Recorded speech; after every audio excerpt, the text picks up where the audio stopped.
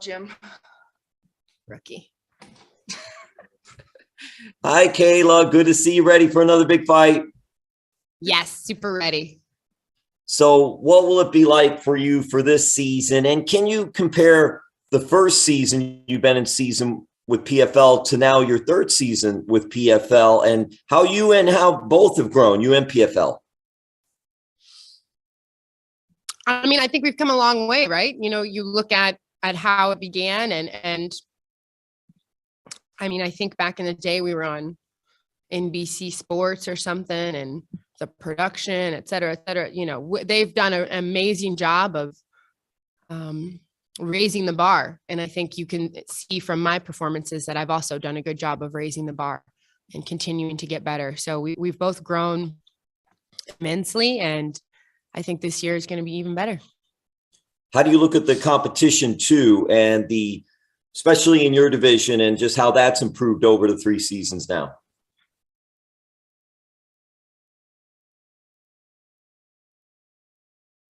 Talent, you know, looking for young up and coming fighters to, you know, bringing in veterans like Julia Budd, signing these free agents, figuring out a way to find a home for them here. I'm excited for it. You know, I think there's a good mix of fighters, and I hope I don't have to fight anybody again. I want to just keep fighting new people and keep improving and challenging myself. Go get them. Thank you. Thanks, Jim. Sorry, Jonathan, I don't know if you heard me. No, I didn't. But hey, Kayla, I hope all is well. I know you're tired of the MMA questions, so I'm just going to give you another one. What's your favorite part about being a mom?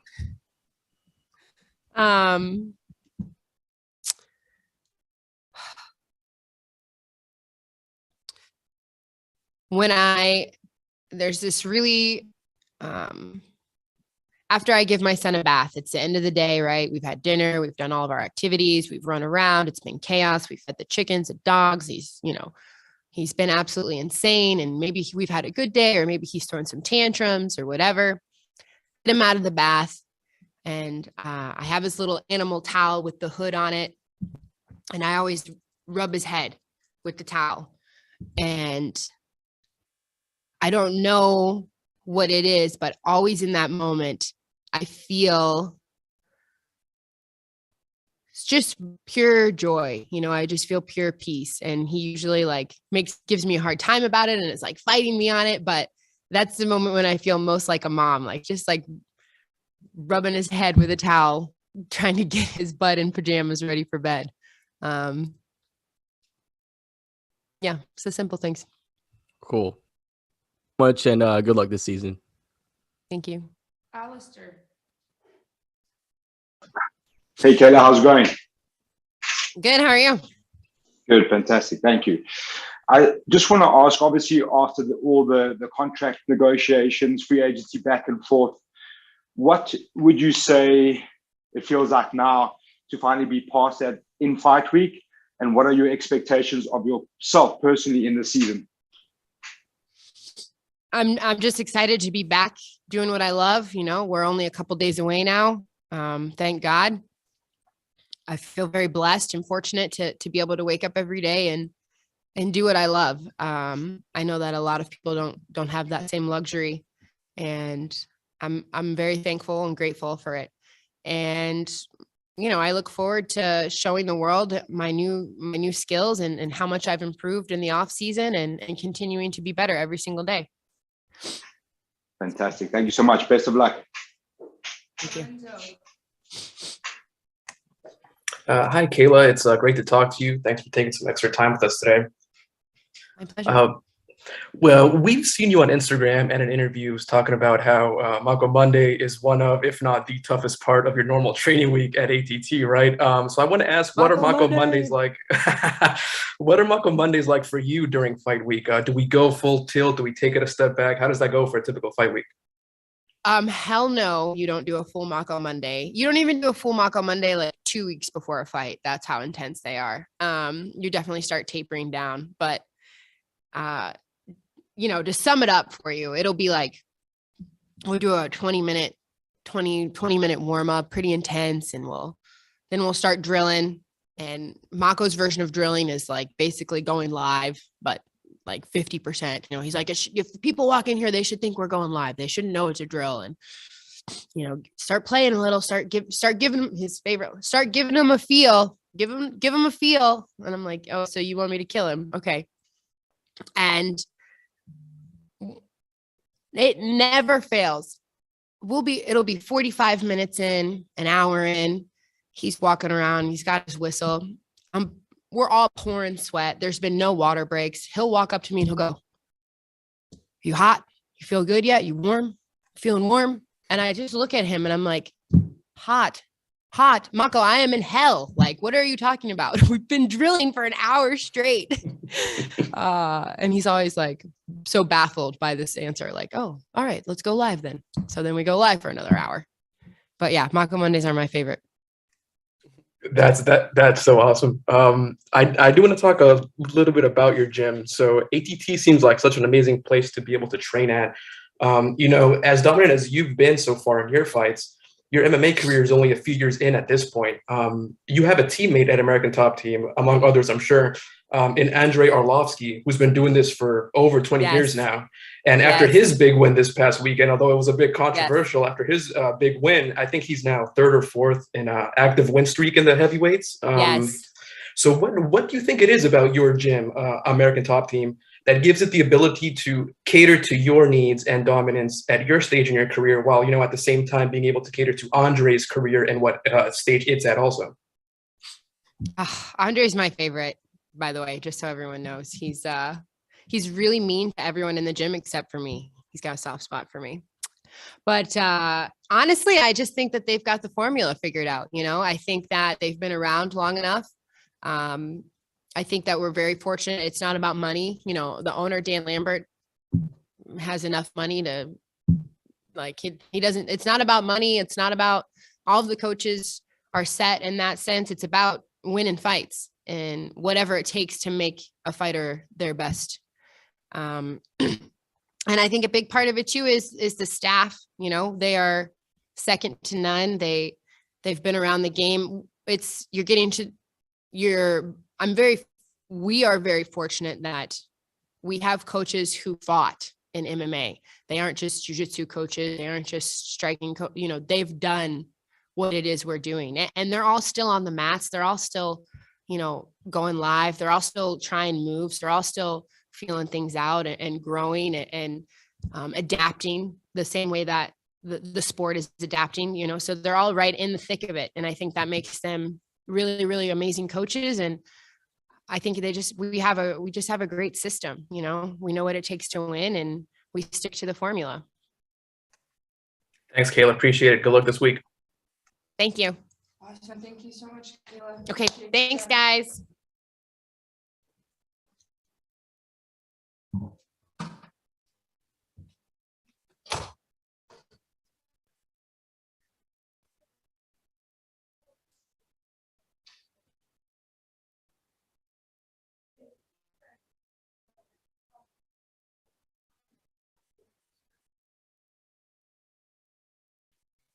Just sit right there.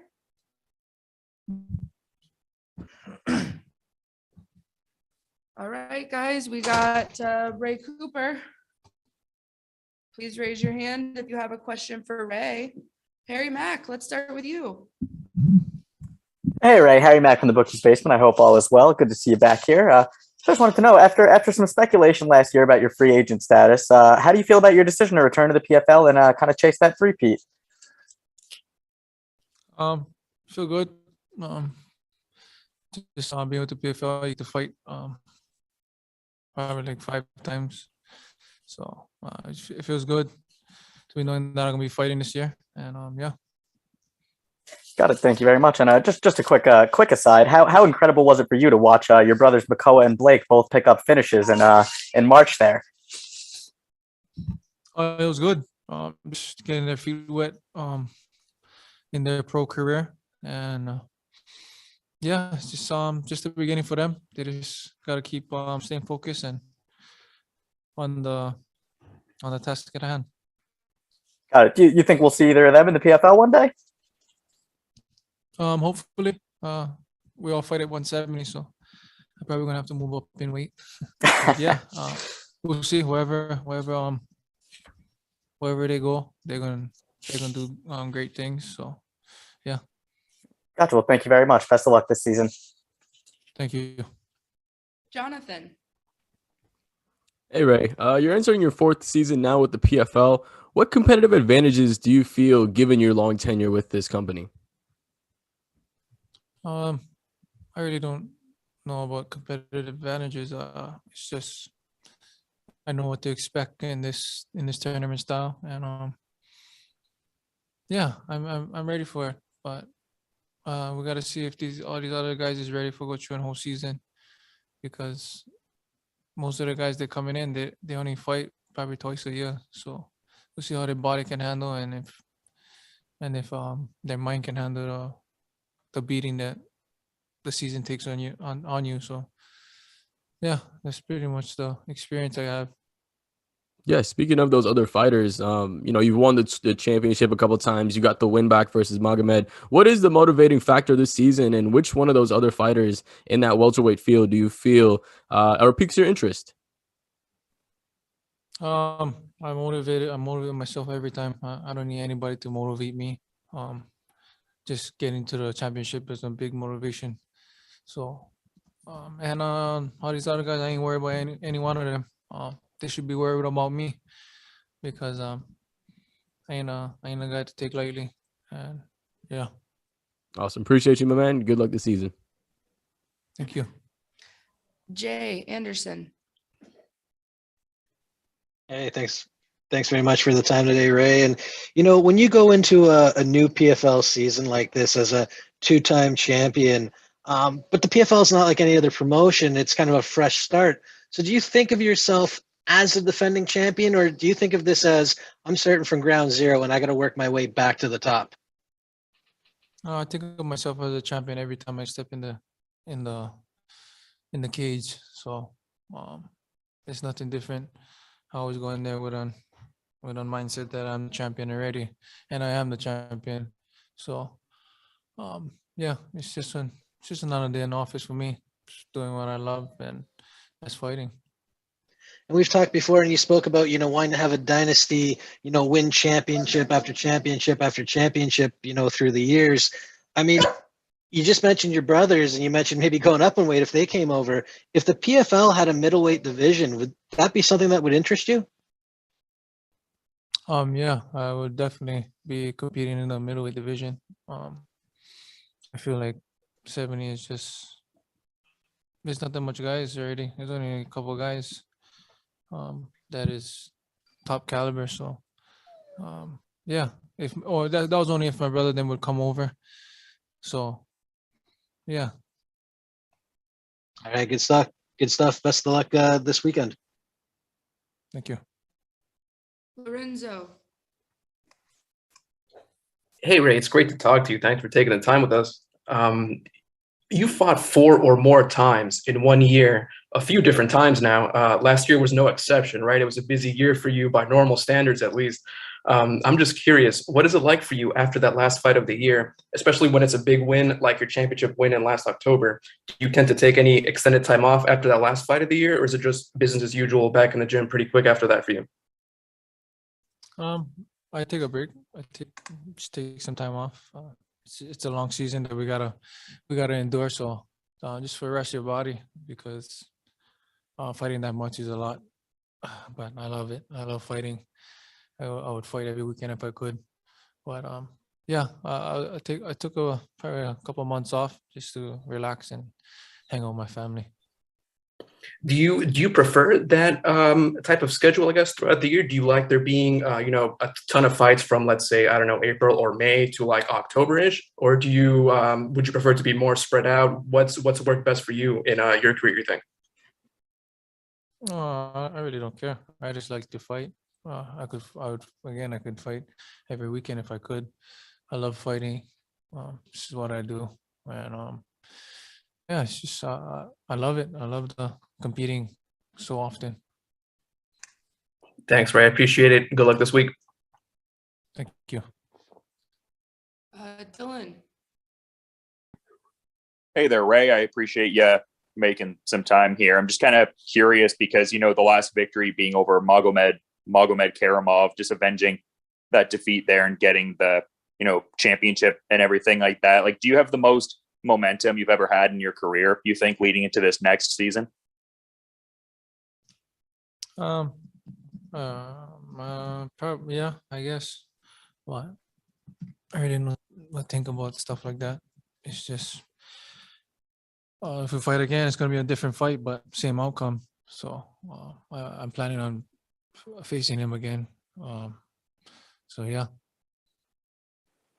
For sure. And then just a quick follow-up here with your opponent, Carlos Leal. It looks like they came up on the PFL Challenger Series the last couple times and won an LFA tournament championship. Like, are you checking out tape on your opponents? I feel like you're a guy that mostly focuses on your own efforts there, but are you checking out tape on Carlos Leal? And if so, what are your thoughts on what he does well? Yeah, I don't watch anything of any of my opponents. Yeah, I really don't care. I don't care what you're gonna do. I care only what I'm gonna do. So yeah, I don't know, but yeah. Fair enough, man. Thanks for the time. Thank you. Lorenzo.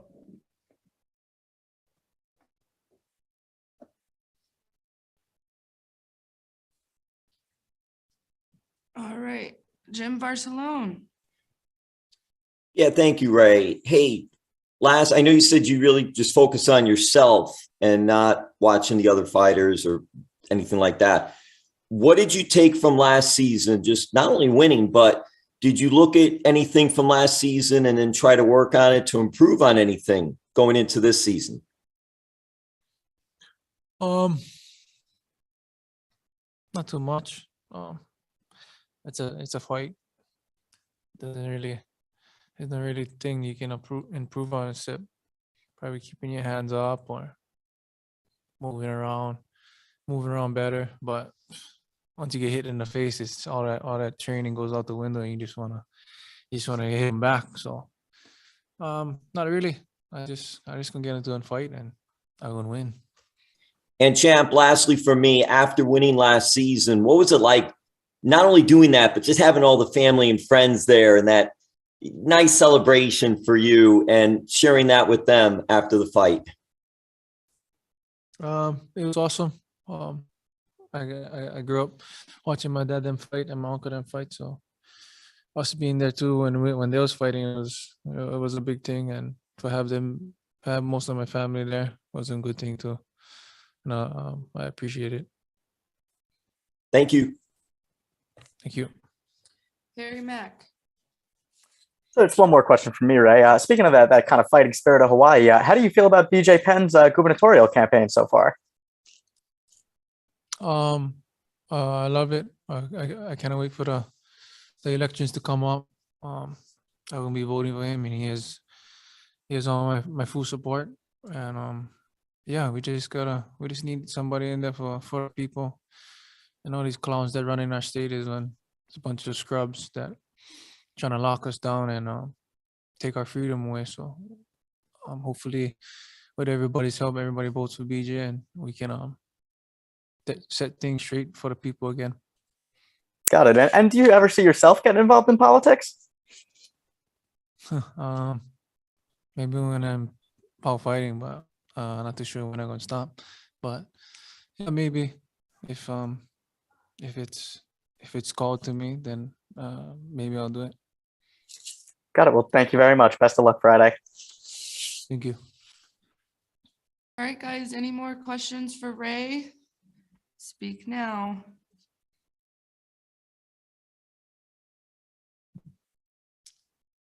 Okay. All right, cool.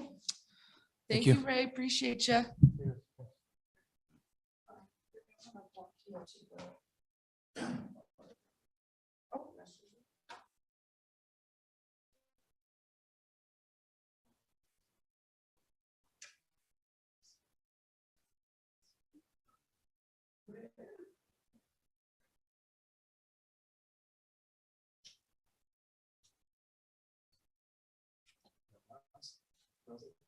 We got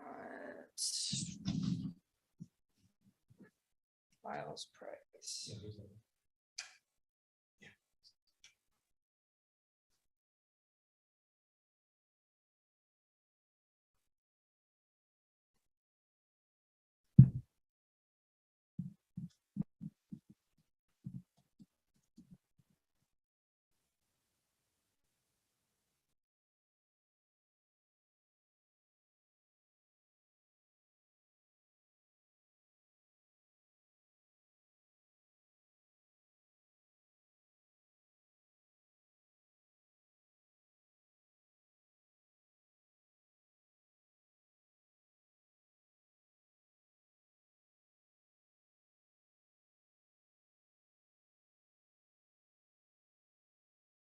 Chewing gum. Is that okay? Do you want to get rid of that?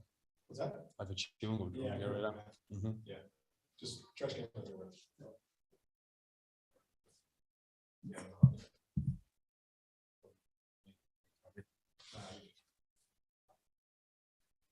What's up? All right, guys, we have Miles Price here. Harry, go ahead, start us off. Hey, Miles. Harry Mack from the Bookie's Basement. I hope all is well. So what does it mean to you to make your PFL debut against, kind of a legend of the sport in Anthony Pettis? It's an honor to be part of this promotion, and just super looking forward to getting in there and doing my thing and performing and coming away with the W. You know, he's going to know he's been in a fight, that's for sure. So it's a great promotion. After I had my last fight, I thought to myself, I'd love to get on that show. So I did, which is good. There you go. And how do you feel about being a 2-1 underdog going into the fight? Do you feel like that price is right or wrong, or how do you feel about that? I don't really care, to be honest with you. Odds are just odds. Like, you know, I don't have any control over what the odds are. The only thing I have control over is how I perform and what I do on the night. And that's what's important. Everything else is a waste of energy. And that in particular is, I feel. Got it. And so, obviously the fight hasn't happened yet, but what would you say are kind of the biggest differences so far between the fight week experience at Bellator and at PFL? Being looked after a lot better, I feel. Everything's really, there's always somebody there to look after you. There's always somebody there touching base with you to let you know how everything is going within the week and what your schedule is. And and plus, likes of free gear and stuff like that is nice as well, of course. Like, I mean, those Bosch earphones are sweet. So I'll love to hear it. Well, Miles, I very much appreciate your time, and best of luck this season. Thank you very much, my bro. Great chatting to you.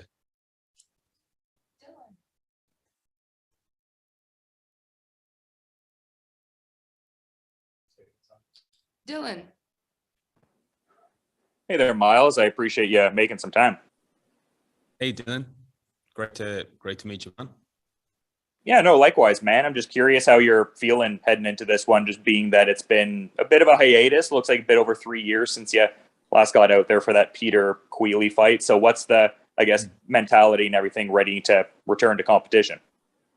That's a great question. I feel like that I've mentally prepared for the ring rust per se. Ring rust, I feel, comes down to a psychological aspect and a particular type of preparation within your training, and that being hard sparring. I've been through the mill in this camp, and it wasn't just a camp. I've been training in the meantime.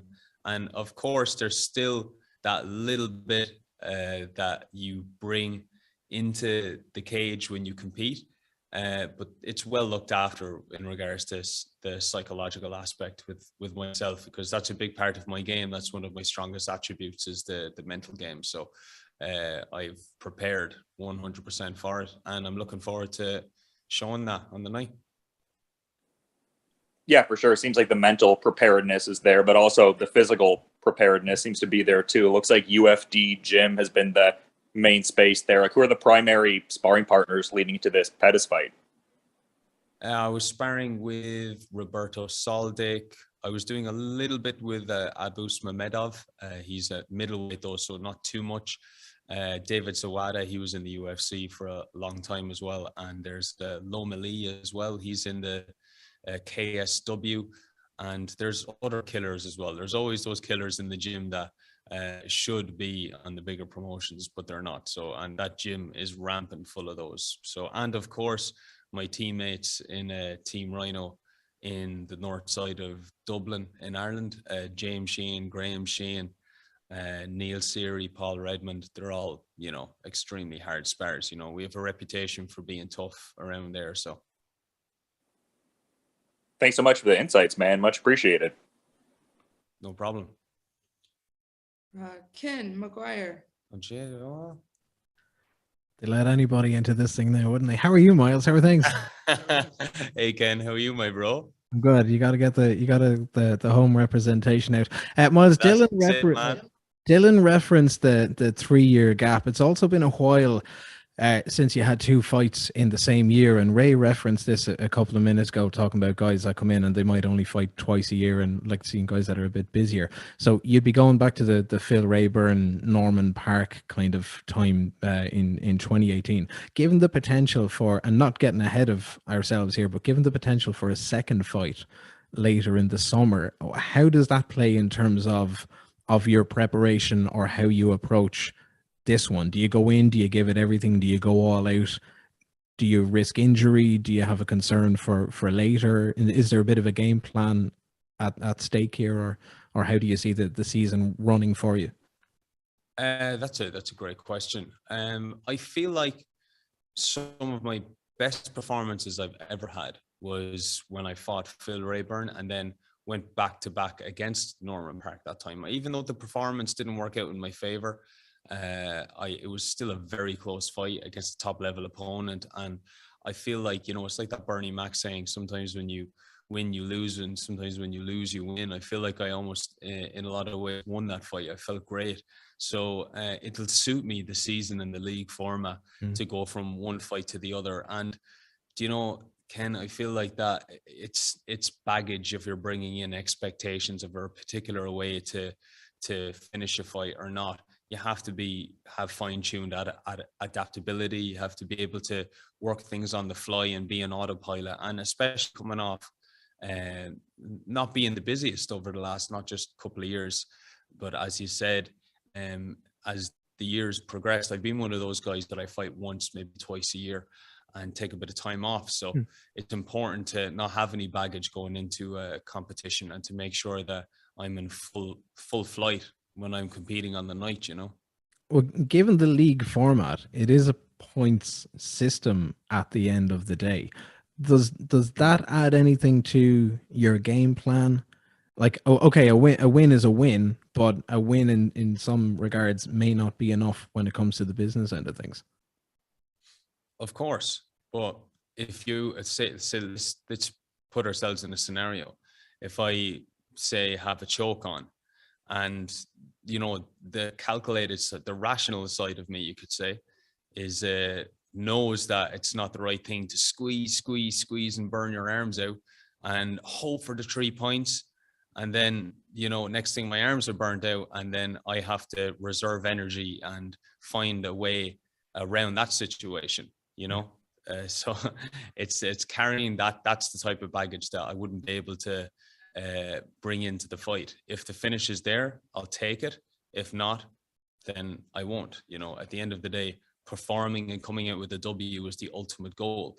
And if you risk that, then it'll be the opposite result. We spoke about Anthony Pettis earlier in the year, and you at the time you were of the opinion that he wasn't the same Anthony Pettis as before.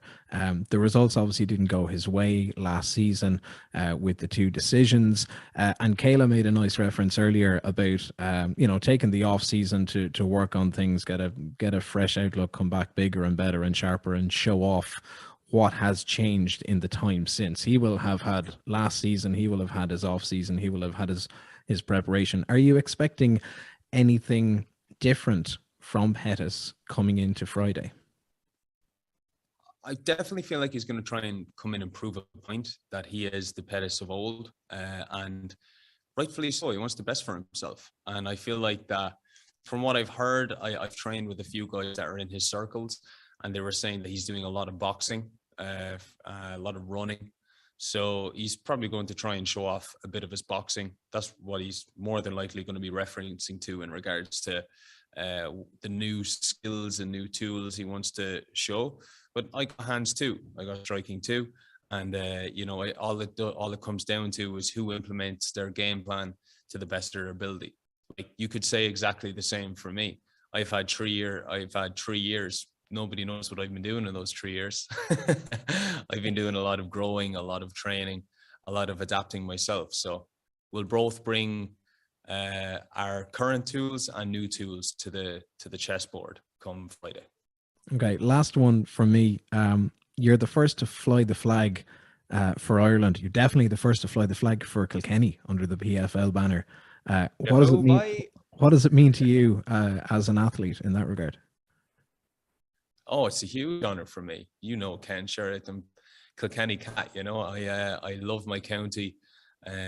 Big fan of the hurling, and obviously I'm Irish, so it's a big honor for me to be representing Ireland, for the first fighter from Ireland to be represented on PFL. So it's a massive promotion, and to be from Kilkenny, my hometown, is a huge honor for me, of course. So yeah, it's a big deal. Will we see the GAA shorts in the cage? I would love if I could get a GAA pair of shorts in the cage. Maybe PFL could start me out with a custom GAA Kilkenny pair. That'd be great. Good stuff. On that note, all the very best of skill for Friday. Very much looking forward to the fight. Thanks, Ken. Great to hear from you as well. Jonathan. How you doing? You spoke about having those 3 years off. How did you grow as a fighter during those 3 years? Training, going down different avenues of my game, developing my grappling, jiu-jitsu, wrestling, striking, and in particular the psychological side of my game. I was speaking about this in an interview yesterday, I think, that I'm following through with academic studies in psychology now. And, the pandemic was a silver lining for me per se. So I had a lot of time to work on those psychological aspects. I've always been really interested in the mentality side of things, like how the gym hero per se can translate it into the cage as much, and why that is. And that's something that's always really intrigued me. So I got to delve into the academic side of things with psychology, and applying it to my own game, along with improvements in different areas of my game also. So that's where I feel like the improvement has been. Yeah, awesome, man. And you talked about, being that first person to fly that banner. What message do you have to your fans back home? I just really appreciate all the support. To be honest with you, Jonathan, it's really hard to put into words the gratitude of the support from, first off, friends, family, and loved ones, and coaches from my gym. I run like a family martial arts center back home, so I wouldn't be able to do this, to lead from the front per se, unless they were there supporting me and looking after all the juniors and the teenagers and the adults and the beginners and all that. So I'm just so grateful for all the support, and it means the world to me. It's hard to put into words, to be honest with you. Well, I appreciate your time, Miles, and you have a great season. Thanks very much, Sean. Lorenzo. Hey, Miles, thanks so much for taking the time with us. It's great to talk to you. This past weekend, this past weekend, there was a huge boxing card at Madison Square Garden in New York, right? Katie Taylor versus Amanda Serrano.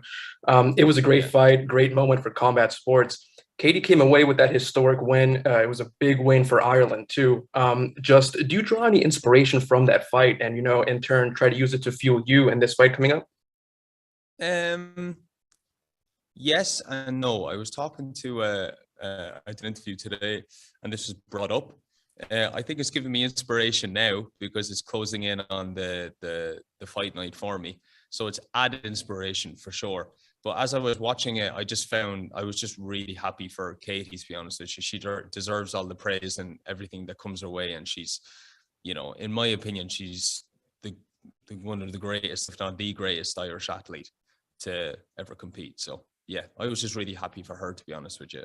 Now I feel that it gives me a bit of a spur now that it's been brought up a few times, but I didn't think of it really until now. And there's no doubt also that the fact that it was at a venue such as Madison Square Garden, that just added on top of all that hype and the excitement around that fight. Is there a specific place in your mind that you're like, damn, I'd love to fight there one day? I want to ask you, is there any like arena or maybe specific city that excites you when you think of the possibility of fighting there in the future? Not particularly, to be honest with you. I love Texas so far. I've actually always wanted to visit Texas. So this is like cool. I love the whole cowboy thing and all that, and got to go to a baseball game. So I'm just grateful forever I get to go. But if you had to put a gun to my head, I'd say I'd probably go with the generic same as every other fighter, like New York or Las Vegas or Madison Square Garden or, the MGM or something like that, For sure. If you get the chance, if you haven't done it already, go check out Cowboy Stadium. That thing is crazy, man. Yeah, I was gutted that it's not football season at the moment. Yeah. I didn't know that. Yeah. So I'll definitely be back here to go to a football game though. Awesome. And last one for me there, Miles. You mentioned it earlier. Psychology is kind of field that study that's always interested me also, although, I've never had any formal teaching or anything like that. It's probably some time away from now, but do you think you would ever like to pursue that in terms of sports psychology or fighting psychology, you think, in the future? I wouldn't say sports psychology or fighting psychology. I already have a long-term plan in place because I think that's important for athletes and fighters in general, because there's such high-end goals that we have that, there's a big void to fill at the end of your journey. And it's important to have that filled, that authentic excitement to move on to something else, or you kind of lose the gratitude for everyday life and the things that you have. So I feel like moving into the academics of doing clinical psychology, and I would like to do psychoanalysis or neuroscience. That would kind of be the field I'd like to go into. Awesome stuff. Thanks, Miles. Good luck this week. Appreciate it. Thank you. Jim Barcelone. Yes, thank you. Coming from Ireland to America's Ireland, Arlington, what has it been like for you coming over to the States? Did you come here earlier just to get a little bit more acclimated? I did. I came on last Friday. So I've had plenty of time to get acclimated. And yeah, I've really enjoyed it so far. Absolutely love it around here. It's great. And what do you think specifically about the PFL format? This is a different format, the regular season. And when you were first thinking about PFL, what was your interest in coming to PFL? My interest was the power being and the responsibility being in the fighter's hands. There's one thing I do not agree with, and that's the politics that come with a lot of shows, that the promoters make the decisions as to where fighters should go and shouldn't go in their career. Even though they could be doing quite well on the promotion, because they're not marketable, they get kind of pushed to one side and forgotten about. And then, somebody has cool hair and they have a mad accent or whatever, and then they get the opportunities that the guy that maybe a little bit more introverted gets pushed to one side. So I feel like PFL really favors fighters' rights in that kind of department, in regards to it's up to you to win the fights, and it's up to you to take these steps forward. And I think that's really intrigued me about their format. And lastly, for me, have you already got your cowboy hat? Oh God, I need to get a cowboy hat. I really do. Me and my coach are only talking about it, and we're going to go. I think that there's like a boot barn up the road, and I think that's a good place to get it. So I'm going to go up there and get myself a cowboy hat. So yeehaw, can't wait.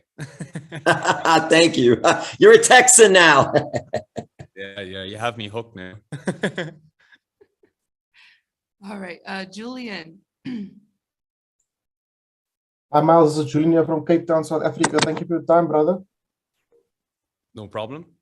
I actually was just listening to you speak about the psychology of sport, and this is the first time I'm actually speaking to you, and just the way you bring yourself across and carry yourself towards the media. Also, you obviously have that marketable character also, and it relates to my question. And I mean, you actually basically answered part of my question now, but with you looking at the psychology side of sport, do you feel that the other promotions, I won't mention names, but the other bigger promotions, that it's going to be to their detriment the way that athletes, I mean, look at mechanical engineers, you look at authors, they do well, they're good at their trade, and they obviously are rewarded in that regard. Obviously, it's relative in the sense that you must market yourself to a certain extent, but fighters, I mean, you guys put in all the hours in the gym, you fight extremely hard, the training for years and years of discipline, dedication, and yet some athletes, like you said, some promotions, if you just aren't that likable for some promotions or for certain fans, or you refuse to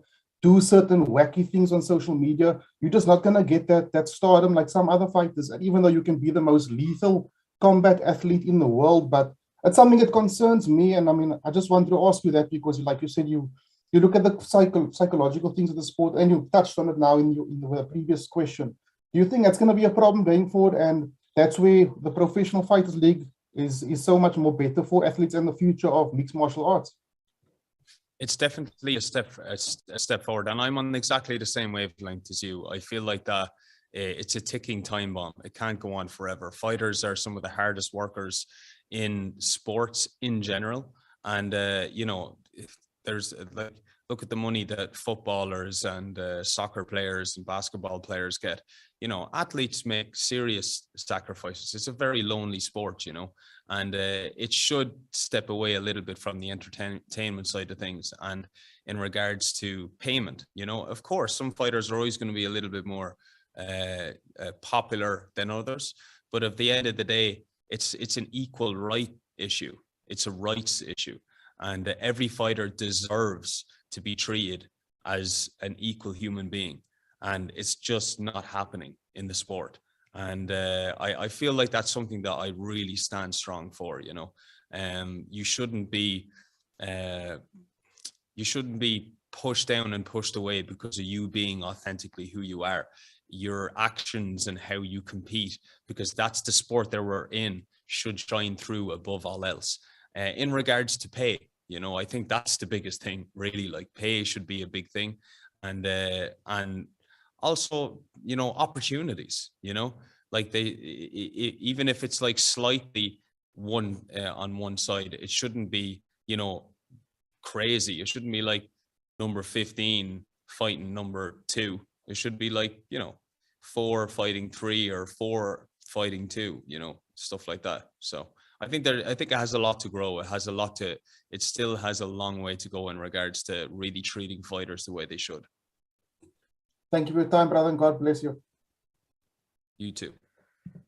Awesome. All right. Thank you so much, Miles. Appreciate you. That was good. Yeah. That was sweet. Nice flow there. You know what I mean? Yeah. On cutting weight and all. So. Yeah.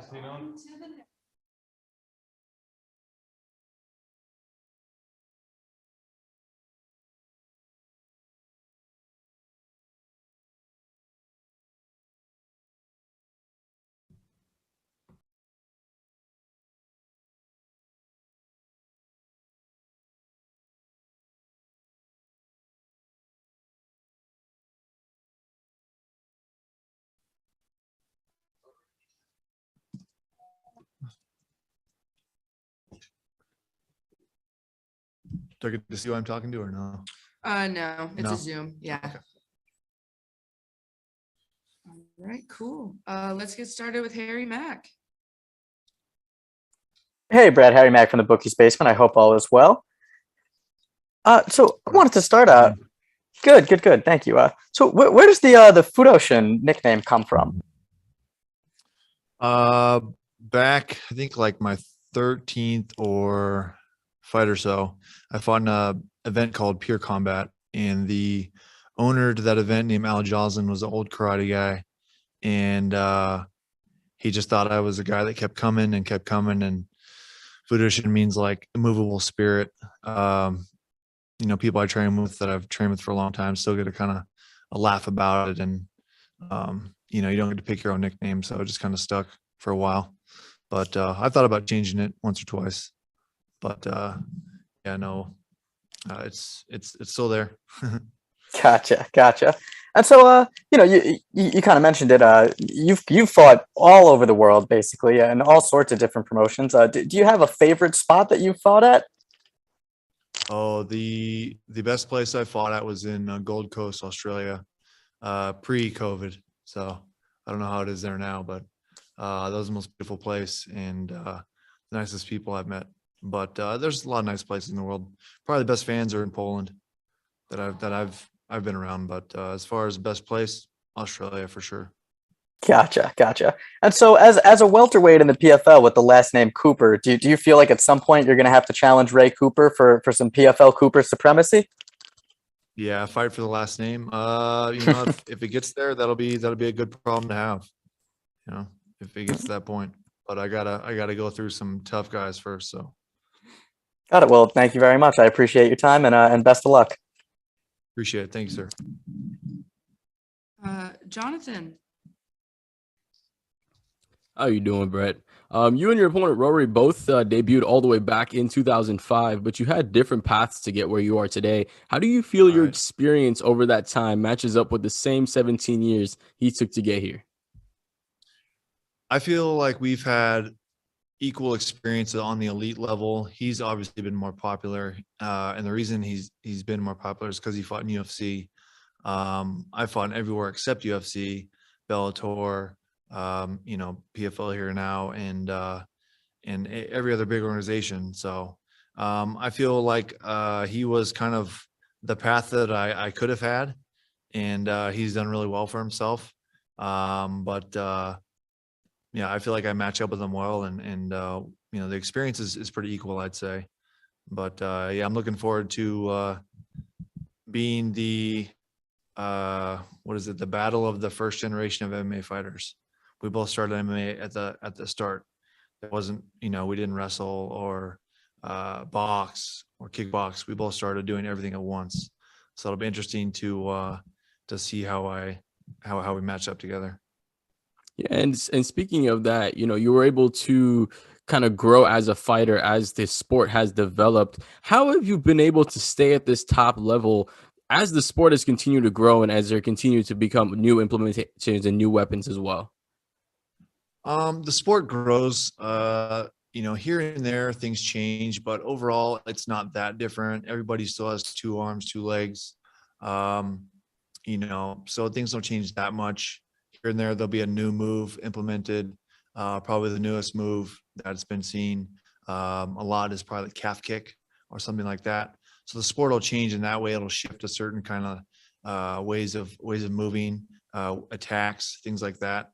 But after a while, I kind of figured out it wasn't always so much about going hard in practice, banging it out, and leaving your best years in the gym. It's about being smart, being healthy, doing as much work as you can without other bodies there. And I think that's attributes a lot to my success in over the long term and still being here.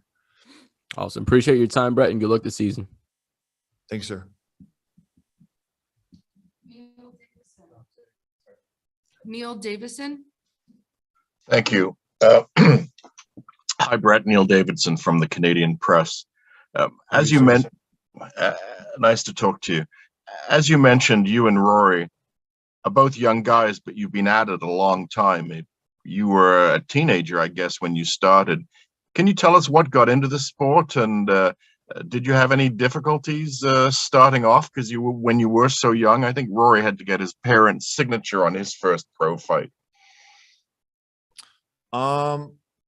My first fight was I just turned 18 that year. I think fights still weren't legal completely in California, so it's a couple underground fights, and the next year I think they became legal in 2006. MMA just called to me. I've never been able to answer that question quite so well. People are like, why do you do it? It's just a way to challenge yourself, and I feel like every boy and man should have some kind of combat experience in some way, in however way you want to do it: wrestling, boxing, kickboxing, jiu-jitsu. And I just wanted to be good at it, and I felt like it it helps develop certain skills that I feel make you useful to society, even after you're done. So yeah, that's probably the best way to put it. And a quick follow-up, if I may, do you have any sense of how the fight may go this week? What his plan will be? What his plan will be? It's going to be a slow fight. I know eventually he would like to take me to the ground because he probably has an advantage there. And but he's capable everywhere. So I'm assuming he's going to be patient. He's going to stay long on the outside and use his length. I think he has a 76-inch reach or so. I'm about 71. So if we're trying to go jab for jab, I got to be a little bit more crafty than just be plain and simple like that. But yeah, he's gonna try to eventually get me down, probably at the end of the round, if he wants to sneak him away.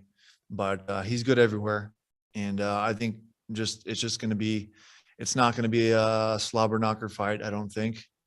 It could be, and I think that would suit me better. But I think he's real smart, and he's gonna come with a good game plan. But I'm ready for whatever comes. Thank you.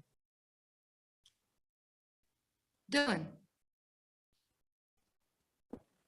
Hey there, Brett. I appreciate you making some time. How you doing?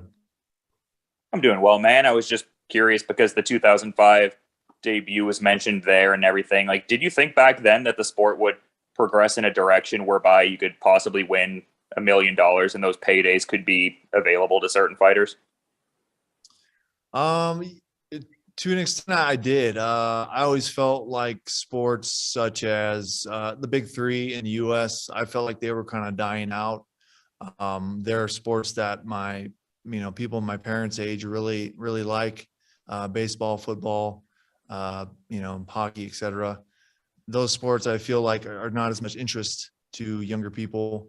But fighting will always be here no matter what, because you don't need to have an organization for it to exist. It's something that happens just because that's the nature of the world, fighting. And I always felt like it would get more popular, and people were making more money. Do I think that I'd still be here? I don't know. But I'm here, and I think I got a couple more good years left in me, and hopefully my predictions are true. Well, I don't want the other sports to disappear per se, but my prediction that MMA gets bigger, hope that's true. Yeah, definitely love to see the growth there for sure. And you also seem like a very proud dad with your kids' athletic endeavors too, like the gymnastics and all of that. Like, how much does that inspire you in your own kind of athletic pursuits, as much as you're pretty deep into it now? Oh, my oldest daughter, her name is Penelope. She's the most dedicated person I've ever seen. She works so hard. She gets it from her mom and me. My wife swam at University of Nebraska-Lincoln, and I do what I do. So the combination of that, I guess, helps. But she's the most self-determined person I've ever met. At 9 years old, wanting to train 5 days a week, 4 hours a day after school, I would never want to do that. But we have to tell her to stop training. And she's pretty inspiring. She'll probably be better than both of us at whatever she does. And she keeps me on my toes. I still can't do a press up from butt on the ground to up in a handstand. She can do like 8 probably now, even when she's not feeling well. And I think all my daughters will do something athletically. It's kind of a staple in our family. You have to. So keep you busy so you don't do any silly stuff. Yeah, definitely. Thanks so much for the insights, man. Yeah, thank you. Lorenzo. Hey, Brett, good to talk to you. This is Lorenzo here from Wookiesburg Podcast. You've been fighting professionally for a long time now. I've heard a few fighters who are still around from those days reminisce about, the Wild West type of stuff that was going on back then. And I do find a lot of little details like that interesting. Looking back at those earlier days of your career, is there that one thing that maybe you look back on that you used to do for prep or for training that now, we're talking like 20 years later, you look back at that and you're like, damn, I can't believe I used to do that stuff back then? Yeah, for sure. I would say just overtraining. I would say sparring more than once a week with like big gloves and just banging it out. I would do that a lot. I think you can do that for like the first 3 years of your career. Like you can go heavy and get some good experience. And I was just talking with Mike Brown outside. He was talking about the old Team Militich and how he thought about maybe moving to Iowa at one point. And I always heard stories that they would just knock each other out and just beat the crap out of each other. But they were the best team in the world at that point. So everybody thought that's what you're supposed to do. Now you have people, world champions like, for instance, Max Holloway. He doesn't even spar anymore. I believe Robbie Lawler went for a couple of years. He didn't spar. So it kind of went the complete other direction. But I think that's people learning. There's no need to leave the fight in the gym, leave your health in the gym where you're not getting paid. I've had so many gym wars that people probably would have paid good money for that nobody ever saw or care about, just guys being guys, I guess, just kind of ego driven, and he's not going to beat me. But I would say that was probably the biggest thing that I think a lot of people would share that same story. Some guys still do that, and God bless them, but I don't think it's the smartest approach. Appreciate that, Brett. That's great stuff. Thanks so much. Good luck this week. Thank you, sir. Mills. Hey, how's it going, Brett? How you doing, brother? Good. Are you still training at Team Body Camp? Team Body Shop? Sorry about that. No, so about 2019, I moved to Nebraska for 2 years. And then from there, last August, I moved to Tennessee. So Antonio McKee is here. He has one of his own fighters, Abigail Montez, I think. She's earlier on the card. So she's here. So he's going to be here helping me. He's a lifelong friend. I probably, if I do better in this, if I do well in these first 2 rounds, I'll be visiting him and training there. No, I would not say I'm officially there, but he kind of, Antonio and the guys there jump-started my career, kind of developed who I was, and definitely had a dog in the fight of who I am now. So you could say I still am Team Body Shop, kind of, sort of, just because that's how I've shaped myself. But I haven't really trained with him. I trained with him the other day. Hale missed me the other day, but other than that, I haven't seen him in a couple of years. Yeah, I like to hear that, man, because that's one of the camps where I'm at around here in Long Beach, Lakewood, California. So I'm real familiar with the McKees and stuff like that. And like you said, it's kind of one of those things. Once you start off with a camp and stuff like that, they're kind of family implemented and stuff like that. You feel like, you're still part of that, even though you're not a body shop fighter and stuff. So, I mean, that just goes to show right there that MMA is an evolving sport. And, some things that you learn in the gym will stick with you for the lifetime, right? Right. No, I after I talked to the guys the other day, I have also Vince Ortiz with me. He's been with me throughout my career, even after I left Body Shop. The friends that I made there, I've never really made friends, made as solid friends as I did there. One thing I'll give to Antonio is, he's a pretty unique guy, in a lot of ways, if you know him. But he really gave me a lot of the confidence in being creative with training. A lot of guys are very cookie cutter. They all do the same stance, the same moves. Whoever the best guy is doing at the time, they'll just kind of copy it. No copycat. He's kind of, he'll go away from that. As you see with his son AJ, does stuff that nobody else does. And you can credit that to Antonio. So. Yes, sir, man. Can't wait to see you fight this weekend, man. Be rooting for you. Appreciate it. All right. Anyone else have some questions for Brett?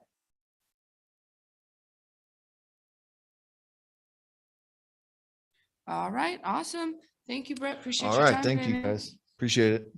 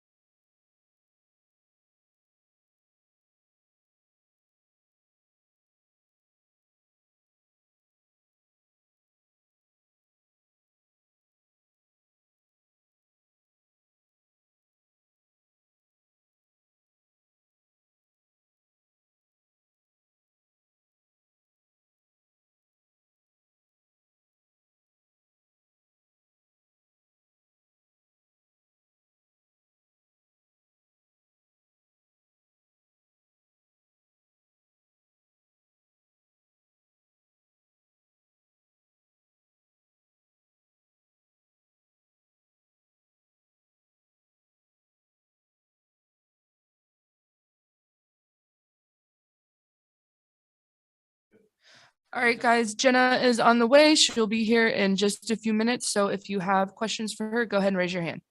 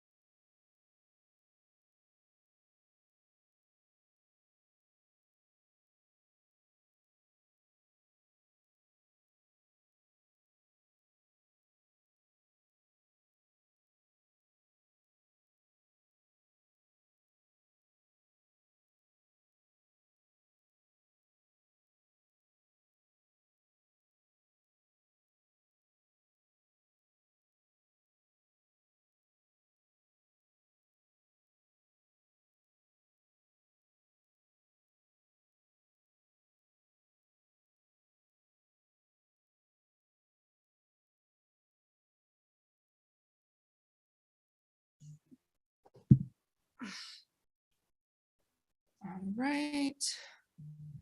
Let's go ahead and start with Jonathan. Jonathan Ramlakan, 5 Region Sports.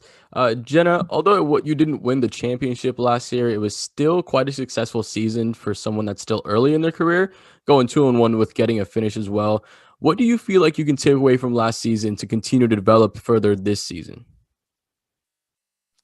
More experience, so this Friday will be my 6th MMA fight. I didn't have an amateur career. Obviously, I've got a kickboxing and Muay Thai background, so that's experience. But I'm learning on the job, so at the highest level and one of the top promotions in the world. So I took every single fight, every single weight cut, every single camp. I am constantly evolving and learning and leveling up at a rapid rate. Disappointing end result because I did have, I feel like one of the better performances and seasons out of the lightweight division. Just couldn't get the job done, but you know, that's only added fuel to the fire, and leveling up and growing as a martial artist and as a person as well throughout this process. So took a lot away, motivated as ever, hungry as ever, and better than ever. So I take this fight hugely. You know, I've been taking this, I haven't took my foot off the gas since the next Monday after that fight in August. And I have been working entirely throughout that time out here in America. So I'm excited to display my best performance here on Friday. I'm sure you focus on all aspects of the game during those training camps, but what did you focus on most during that time? Sorry, repeat that. I was saying, I'm sure that you focus on all aspects of the game during those training camps since your last fight, but what did you feel like you focused on most during that time? So a lot on my grappling and my wrestling. I was fortunate enough to have my wrestling coach, Frank Hickman, out here in the stateside with me for throughout majority of that time. And we trained and grappled and wrestled every single day or every single working day. So that's come in leaps and bounds. And, you know, I already had a good base or was working on that aspect of it, but just things take so much time to be learn techniques and whatnot, and then have them cemented in your game and make them your own and find what works for you. So that I would say is a lot more cemented and you know, just a lot more confident in that side of my game to apply. You know, that a lot of time was spent there, but I also know the fighter I am and where I want to keep it. So it's just finessing and finding what, you know, your style, your game. And I think that I know that at this point right now, I am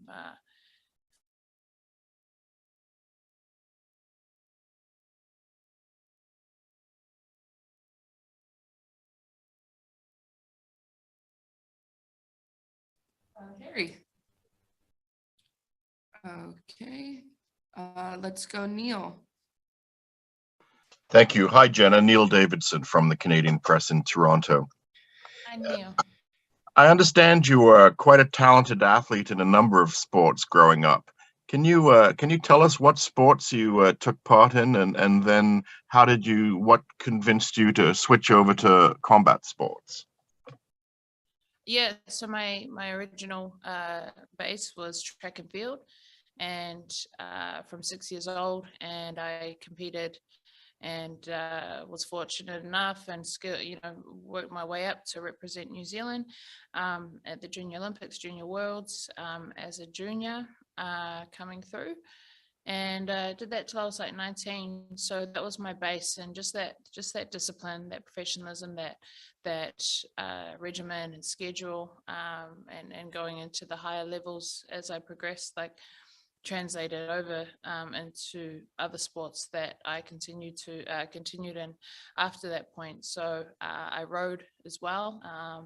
I moved to Australia in my late teens, early 20s, and that's where I kind of dabbled in that and had so much fun. And still water and surfboat rowing, and then upon a holiday to Thailand, just found Muay Thai, found my first martial art combat sport, and here we are, like ran with it to date. So I think those core fundamental like skills of regimen and discipline and body awareness and coordination, all those things and skills really did help me in that transition when I started to train martial arts and then got into fighting.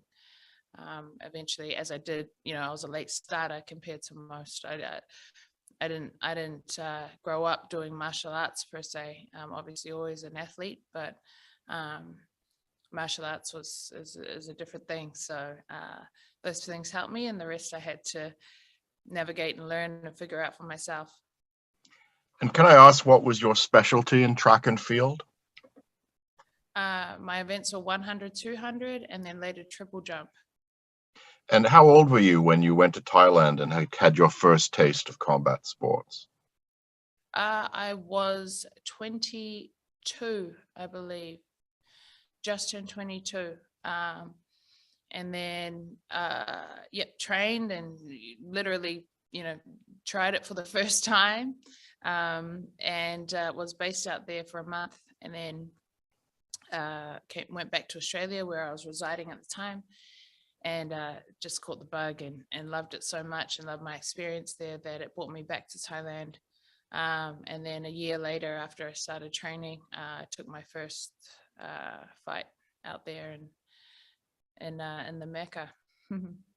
And just finally for me, you said you're learning at the highest level, and you've been handed champion opponents. You're obviously fearless. You like testing yourselves against the best? Yeah, 100%. Someone close to me, told me that, when you are scared to jump, that's when you should jump. And that's how I've approached this, I think not just my career in fighting to date, but just how I live. And I don't always, it's not like I try to be like that, but that's kind of always the situations I find myself in, in life in general. And so that's exactly how I approach this fight. And, like you said, a seasoned veteran, champion coming over from Bellator, an impressive resume and wins against some good opponents. But, I can honestly say, like, none of that matters. This will be my 6th fight in MMA, and I believe I've got everything to beat her and to upset, this night. And with all due respect, like, I just think I've got more in me than to negate her game and get a great name under my belt come Friday. Thank you. Thank you. Harry. Hey, Jenna, Harry Mack from the Bookies Basement. I hope all is well. So I think we've touched on it a little bit, but how would you say the move from City Kickboxing to Extreme Couture has kind of changed your game and changed you as a fighter so far? Yeah, I haven't changed gyms at all. Basically, the situation was I couldn't get back into my country due to our government shutting our borders down, and with the lockdowns with the COVID and whatnot.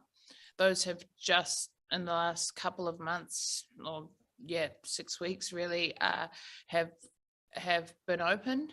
So I was kind of stuck over here in a sense since my last fight in August, and yeah, look, I'm still very much, I will be going home after this fight, finally, back to City Kickboxing. But my coaches and team back home, we talk every single day or every second day. They're across all my training. They know exactly what I'm doing, who I'm working with. And so I'm really fortunate that I have a team that support me and are across me, as much as we can manage throughout the situation.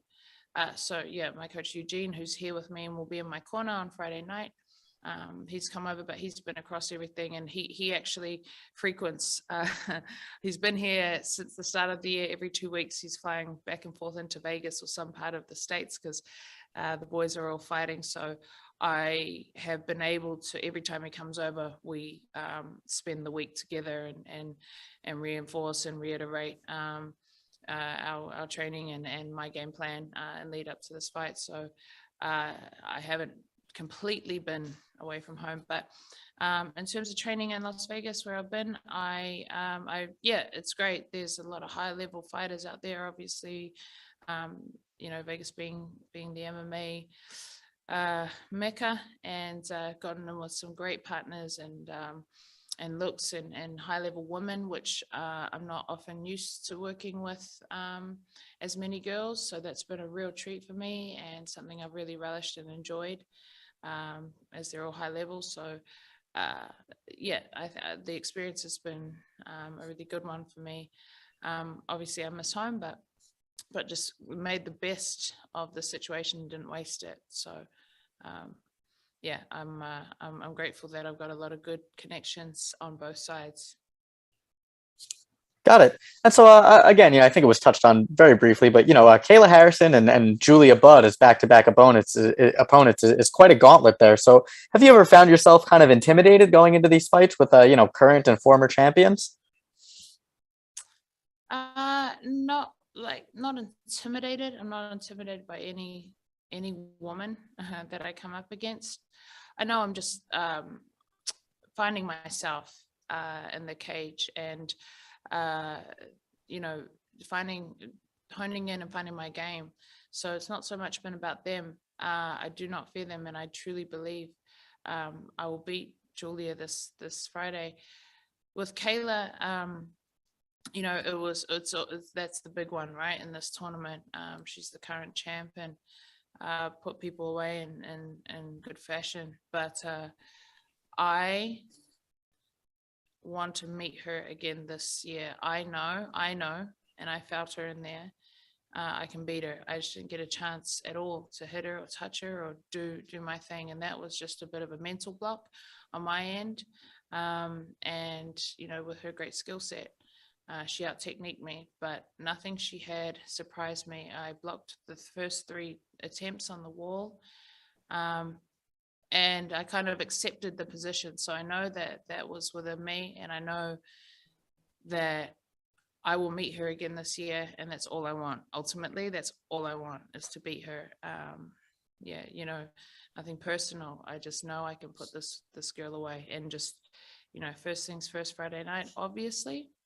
But the end goal is to meet her again and do what I know I can. Got it. Well, thank you very much. Best of luck this season. Thank you very much. Thank you, Jenna. Appreciate your time today. Cool. Thank All you. good? Thank you. Yep, all Yeah. good down here. Awesome. I wasn't sure if I was okay.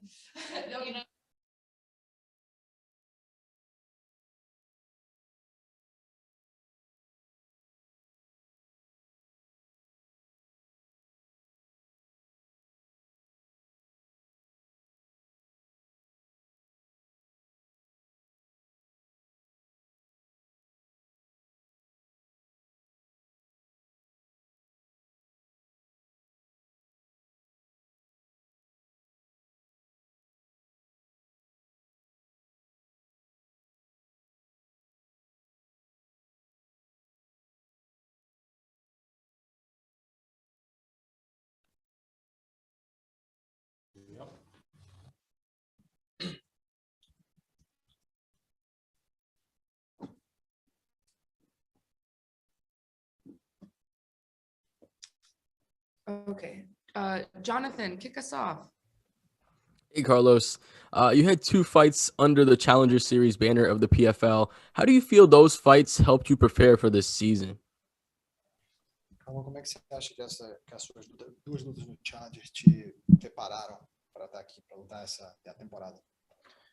Essas 2 lutas, na verdade, elas, para mim, me lapidaram para chegar realmente agora nessa temporada no GP mais duro e mais pronto do que nunca, né? Porque foi 2 lutas totalmente diferentes uma da outra, né? Uma eu pude mostrar meu poder de nocaute e a outra eu pude mostrar, né, a minha resiliência ali dentro do cage. E mostrei também, acredito que eu estou pronto para se adaptar e lidar com qualquer situação. Well, those 2 fights pretty much showed everyone that I'm adaptable. I can deal with any and all situations. The first one you guys saw my knockout power. The second one you saw I had plenty of gas in the tank to go the full 15. So it just sets me up for all the different scenarios that come with the season. Now, it's your first season here in the PFL. How does the journey to winning the PFL championship differ to one from like winning the LFA championship like you've done? Como é que a jornada de se transformar o campeão da PFL, na sua opinião, é diferente da para você se tornar o campeão da LFA, por exemplo? O caminho, acredito que ele é mais longo, né, para ser o campeão, porque é o ano inteiro de lutas, né? E a gente também não sabe quem pode ser o adversário, ele pode mudar na hora da pesagem, tudo. Mas eu acredito que eu tenho tudo para ser o próximo campeão E, se Deus quiser, vai ser o único campeão que fez e venceu, né, 6 lutas no ano. Well, the PFL championship and becoming a champion out here, it's a longer period, and there's a lot of variables, you know, like it's back-to-back fights, it's the opponents being changed, which is something that could happen. So this is just the way I see it. And in becoming the PFL champion, I will be able to say that I was the only one that fought and won 6 times in a year. Yeah, and speaking of that journey, you're fighting Ray Cooper, a guy who's won multiple championships here under the PFL banner. How does getting a win to start off your PFL season affect the trajectory of your season? Enfim, falando em campeonato, né? Você vai lutar aí contra o bicampeão, o Ray Cooper. Como é que, assim, chegar aqui sexta-feira e ganhar dele, como é que isso, na sua opinião, assim, posiciona você na temporada? Chegar e enfrentar o campeão direto de cara é como se eu chegasse no jogo e já enfrentasse o chefão. Então, tenho certeza que eu vencendo ele, né, na sexta-feira à noite, eu acredito que eu vou ser um dos favoritos a ser campeão da temporada daí. Well, coming out here and fighting the champ right off the gates, like playing a video game and going to the last level right straight off the bat. So I feel like a win over Cooper just puts my name on everyone's radar and makes everyone know how big of a deal I am. Awesome, man. I appreciate your time, Carlos, and good luck this season, my man. Dylan. Hey there, I appreciate you taking my call. I'm just kind of curious because obviously the profile of Ray Cooper III in PFL has been mentioned. Like, what does Carlos bring to the table that's maybe different from some of the previous opponents Ray Cooper III has tested himself against? Quais são certas coisas que você tem no seu jogo e que você vai trazer e incorporar para a luta que são diferentes do que os oponentes anteriores? Eu acredito bastante, né, na minha movimentação, na minha versatilidade. Como eu disse antes, eu só mostrei um jogo aqui praticamente nas minhas lutas. Eu tenho mais armas para mostrar e para essa luta pode ter certeza que eu vou estar mostrando mais armas que eu tenho no meu arsenal ali e tenho certeza que vai funcionar e eu vou pegar ele de surpresa, vou surpreendê-lo. Well, I feel like I can surprise him with my footwork, with my movement. I wasn't really able to show much of my work during my 2 Challenger Series fights. I do feel like I have a lot in order to be able to surprise him. I look forward to doing so. Yeah, I hear what you're saying there. And then just a quick follow-up, just with the previous experience winning that one-night LFA welterweight Grand Prix there. Obviously, the PFL season is a little more spread out, not in the context of one night there, but do you like having that regular rate of competition and fighting within like a tournament kind of structure?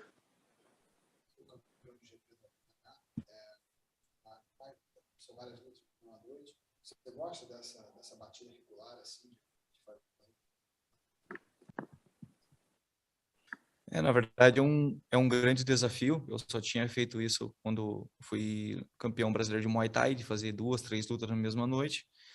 Mas eu, né, através do treinamento da minha equipe, nós estamos prontos para qualquer desafio, né?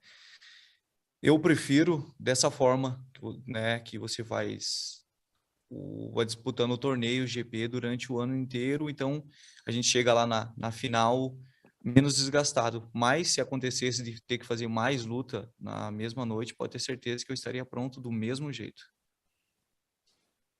Yeah, so aside from the LFA title, I did fight more than once in one night, and was when I became the Brazilian Muay Thai champion.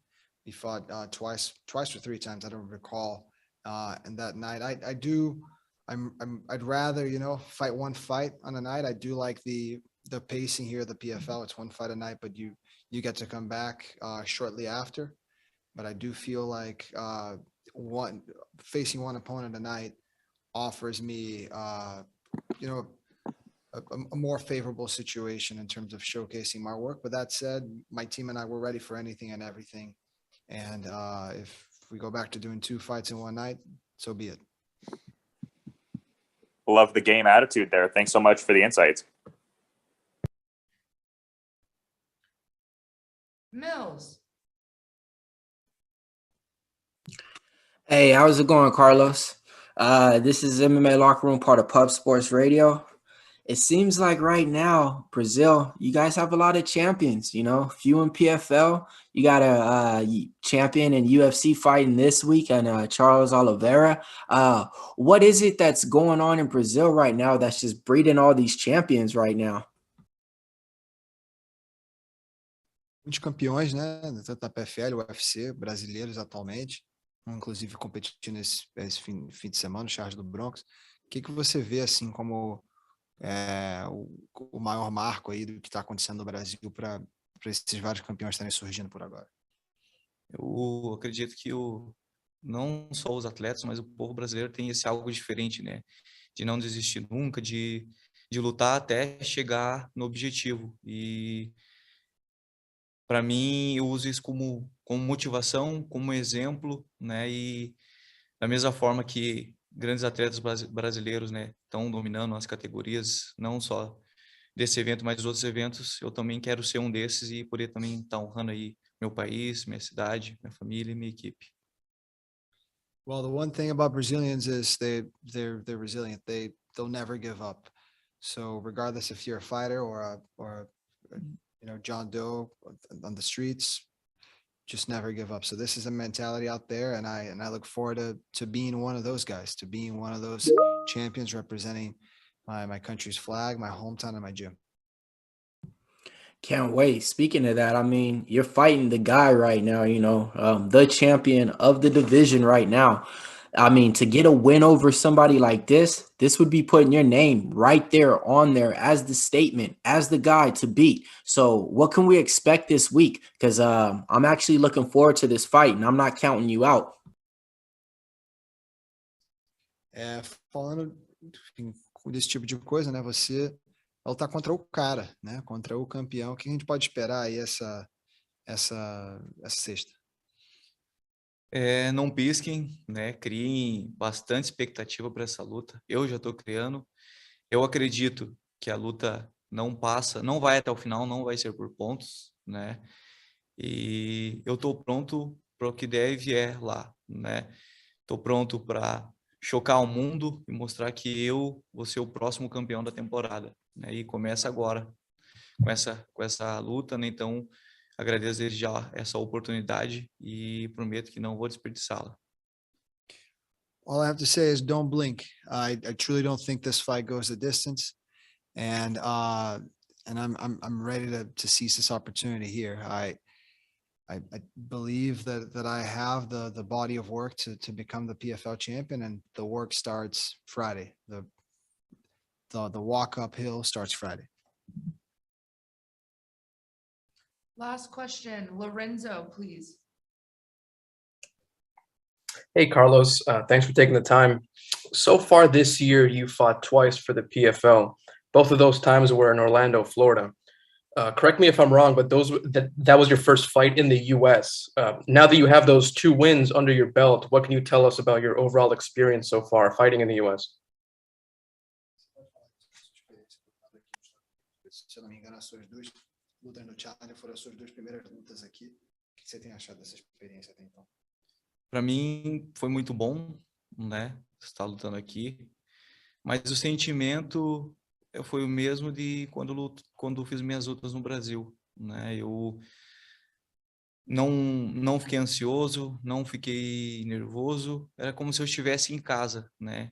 Como se eu tivesse, foi tudo natural, não foi nada forçado, então por mais que eu esteja lutando num super evento desse nível, hoje, acho que por causa das experiências, não só de luta, mas de vida que eu tive, faz parecer normal, faz parecer que eu estou em casa e que não tem nada forçado, é como se eu tivesse, na verdade é isso, é que eu nasci para isso e eu estou no lugar certo, na hora certa, no momento certo.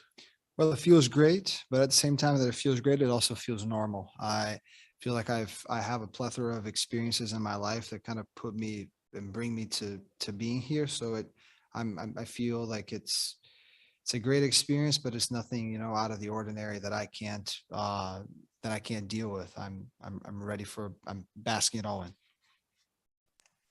Thank you, Carlos. Good luck this week. Thank you, Carlos. Appreciate your time today. Thank you. Obrigado.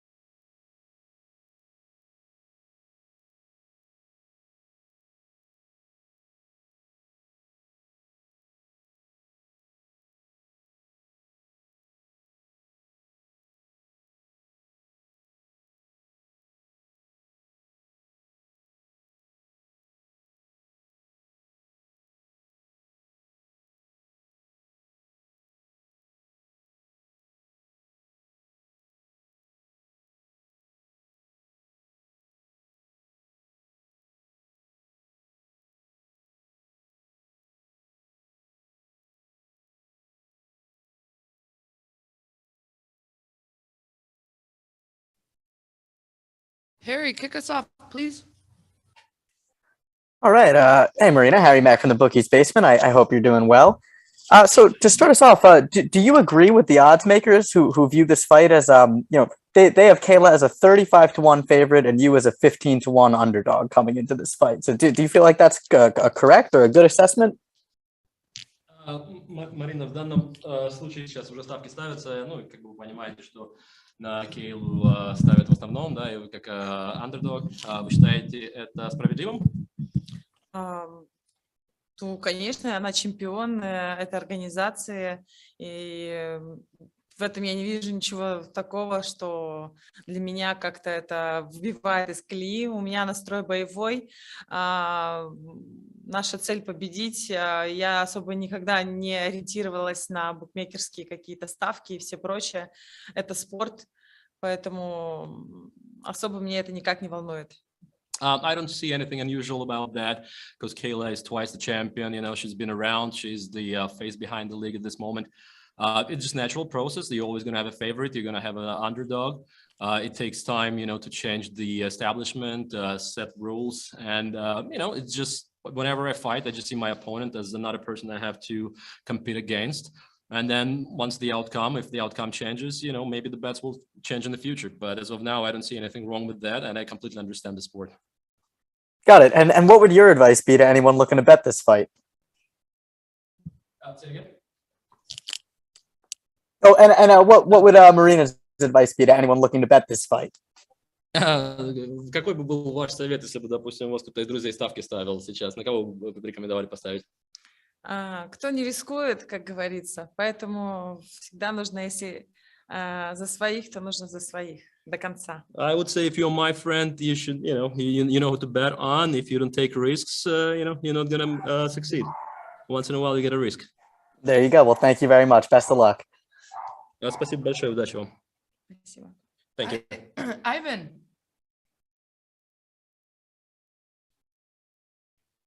Ivan, can you hear us? Yeah. Hey there. Марина, привет, это Ваня. Привет. Слушай, я просто хотел поддержать тебя, передать тебе частичку родины, так сказать. Я знаю, ты проделала огромную работу, и осталось самое главное – выйти в клетку и просто сделать, просто быть собой, и тогда у тебя обязательно все получится, и ты сможешь победить, и станешь на шаг ближе к чемпионскому званию и к миллиону. Так что ты умница, я в тебя верю. Let's go, girl, как говорится. Покажи им там наш настоящий русский дух. And you. This is rather not a question, just support. Ivan would like to support Marina and say, hey, you've done all your work. You've done all you can. This is your time to face a very serious opponent, and I'm sure you got it. So we all, watching the fight, we all support you. Go ahead and prove yourself. Огромное спасибо слышать сейчас такую поддержку с моей стороны. Естественно, настрой боевой, и лагерь был сильный, я готова. И в пятницу я покажу на все, что я способна. Thank you, guys. Thank you for the support. Yes, I did all my best to prepare. The camp was great. This, people who trained with me, all the sparring partners. Thank you to everybody. Thank you to all my fans.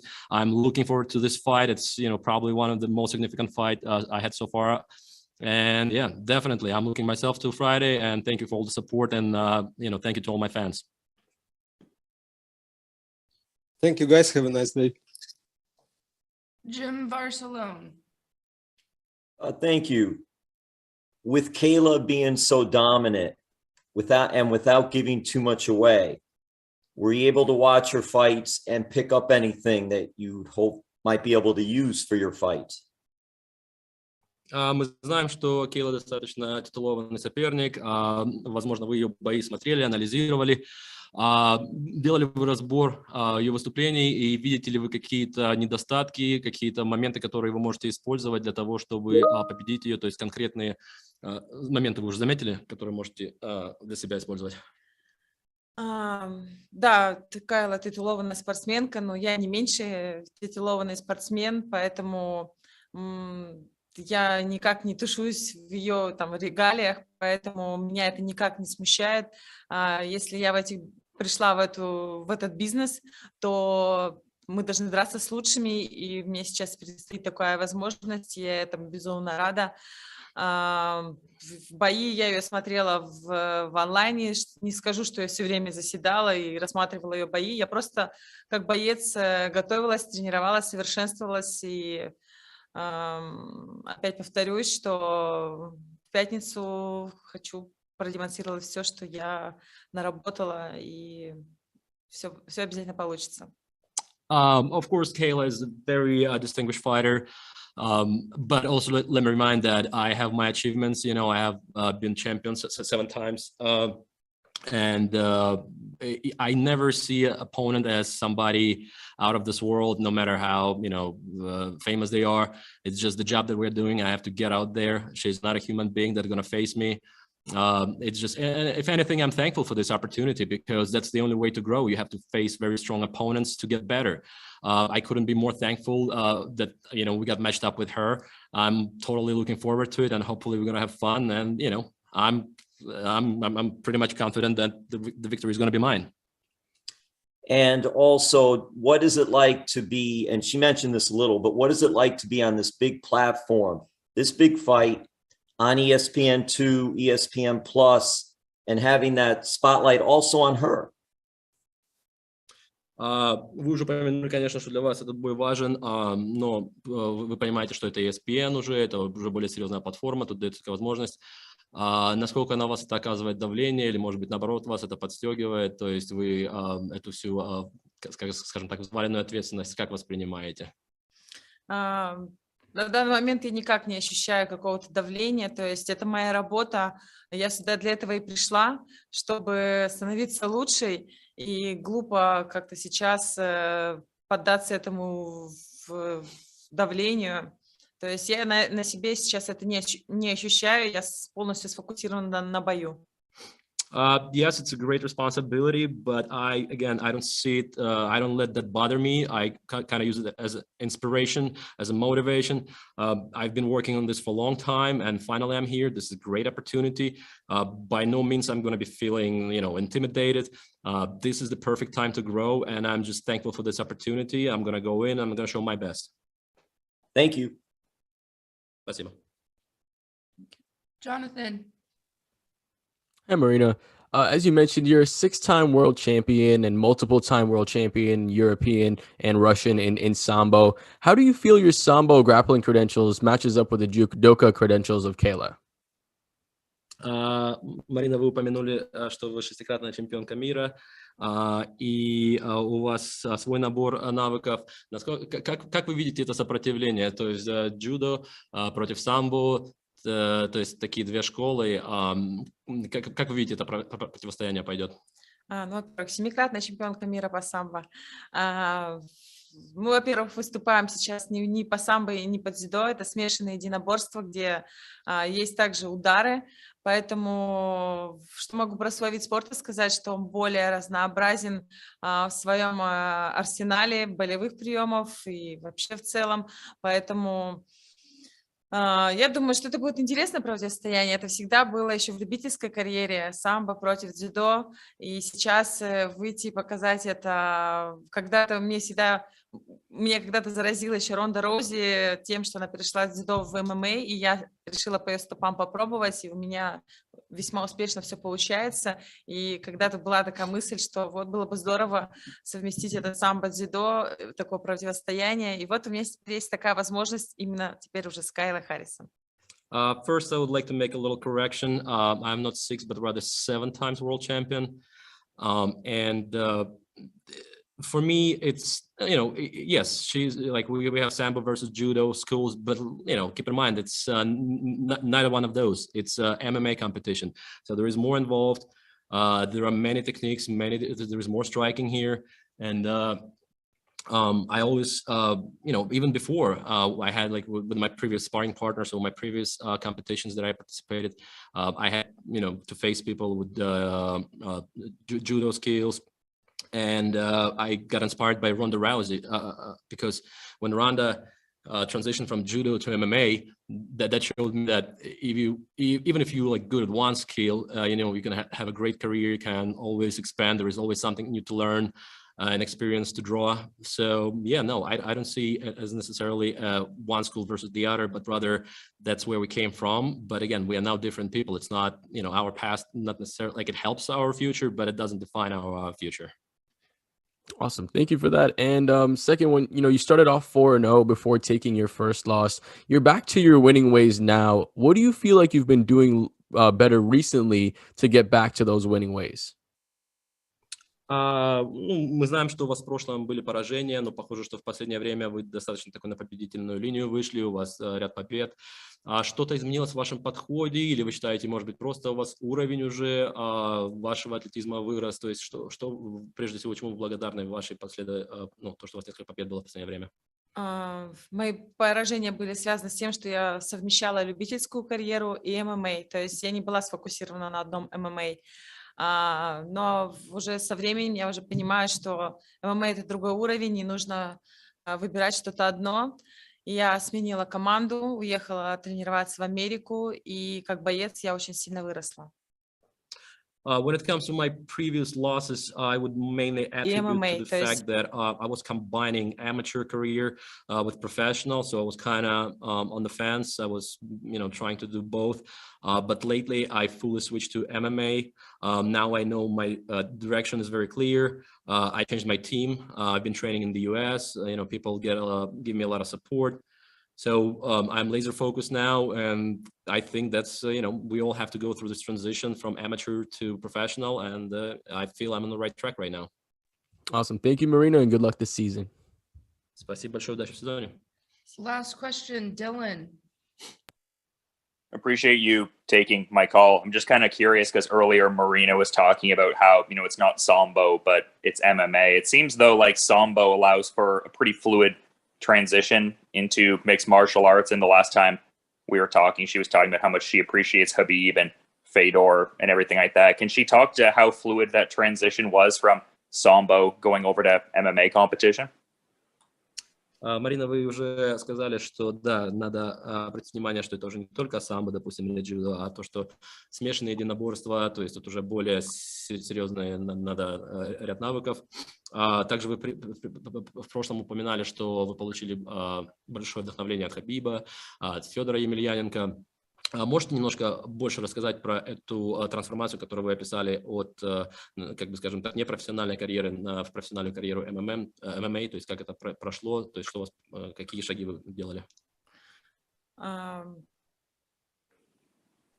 Да, действительно, самбо это далеко не ММА, да, это просто борьба, но это огромный хороший фундамент для смешанных единоборств. Это выходцы, еще раз повторюсь, да, Хабиб Нурмагомедов, Федор Емельяненко, это легенды всего мира, которые вдохновляют абсолютно всех любителей смешанных единоборств, так же, как и меня когда-то, когда я смотрела на Федора, и он действительно отец в нашей стране и вообще в мире смешанных единоборств, он легенда.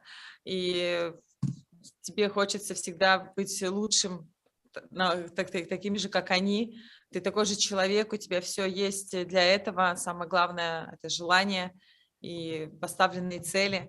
Сейчас я, можно сказать, нахожусь уже в том же статусе, где я могу показывать хороший результат, отличный результат, и поэтому нет совершенства предела. Yes, there was a long path, and yes, as I said, Sambo is great. It gave me a nice base of skills. We all come from different disciplines, and that happened to be mine. But again, MMA is much broader, much more vast set of skills. I'm thankful that I finally made the decision to transition into something bigger. If you do something well enough on a certain level, you're definitely going to get better. And that's what I felt was my transition. When it comes to Khabib Nurmagomedov and Fedor Emelianenko, they were legends. Fedor pretty much can be considered the father of MMA, back home. And then Khabib obviously inspired a lot of people. So that was big motivation for me not to stop, get new skills. And I'm very thankful. This is the career that I've chosen now. I'm getting inspired by day. And so legends like that help me. And maybe one day I will become that legend. Yeah, for sure. And then just lastly for me here, just previously having competed at bantamweight as well as featherweight. I mean, obviously lightweight is not completely new, but like in going up to lightweight, is there a defined speed, agility kind of advantage that Marina finds when she's competing at that higher weight division? Если я правильно вопрос понял, заключается о том, что вы сменили весовую категорию, да, то есть на это как-то отражается на вашем выступлении, то есть, может быть, вы чувствуете, что вы более быстро становитесь, и какие-то, может быть, навыки вам только на руку играют из-за смены весовой категории? Для меня это очень комфортная весовая категория, так как мне приходилось очень много гонять ниже в категориях, в том же Беллаторе, когда я выступала в 66 килограмм, то сейчас для меня это очень комфортно. Сгонка веса проходит благополучно, без стресса, поэтому это меня тоже никак не смущает. Я чувствую себя прекрасно в этой весовой категории. No, I'm very comfortable about this weight class because, as let's say you compare it to when I was in Bellator, I was fighting at 64 kilo and I had to cut much more weight and it was more stressful. There was a lot of pressure. You always had to go through this and then spend time to recover. So now I feel much more comfortable and I pretty much feel like this is my weight class and I'm looking forward to competing in this category. Awesome. Thanks so much for the time. Спасибо большое. Thank you. Thank you so much. Appreciate it. Yeah. Okay.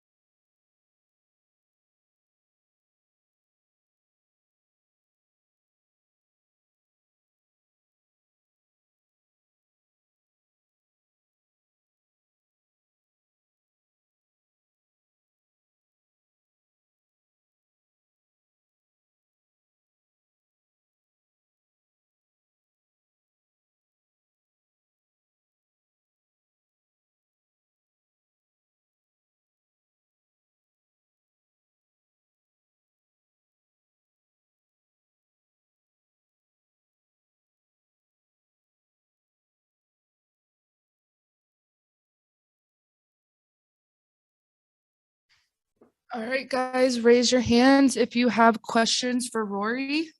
Let's have Lorenzo. Hey, Rory, thanks for taking some extra time for us. This is Lorenzo from Wookiesburg Podcast. My question is, you have as many submission wins as total losses on your overall record. Not only is that a sign of someone that's been fighting for a long time, but to me, it also highlights someone who's been highly efficient during that time frame as well. You're facing an opponent who's been fighting just as long, in Brett Cooper. Does that ever affect how you approach a fight week, knowing that this guy's been around as long as you have and maybe seen almost everything there is in this fight game also?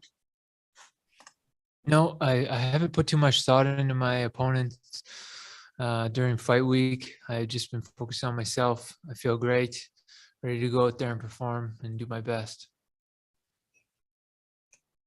I appreciate it. Thanks, Rory. Good luck this week. Thank you. Harry Mack.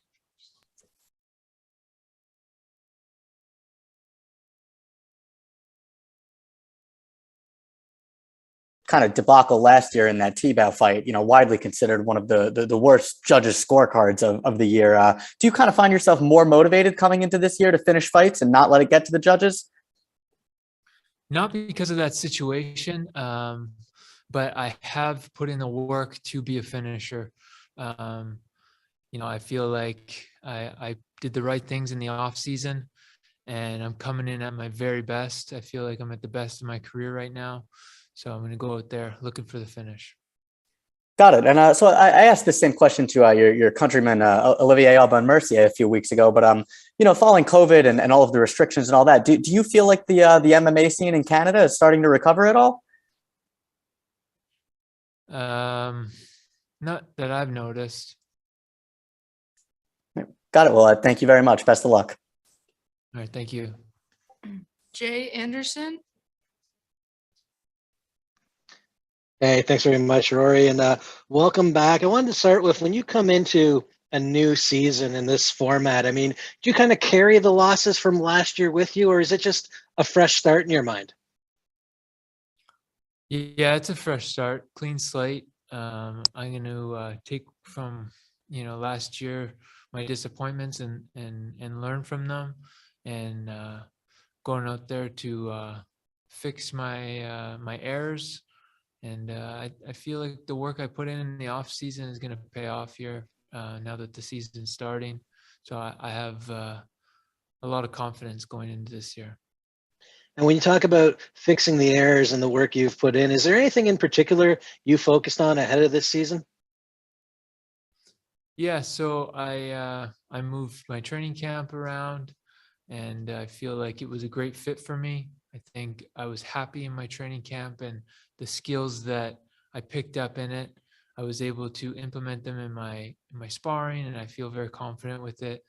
Feel at my best. So just got to carry what I've done in my training camp into the fights, and I think all will be well. Last one for me. Brett Cooper's been around a while now. He had that long run with Bellator. How do you see this one playing out, and what are your thoughts on what he brings to the table in this fight?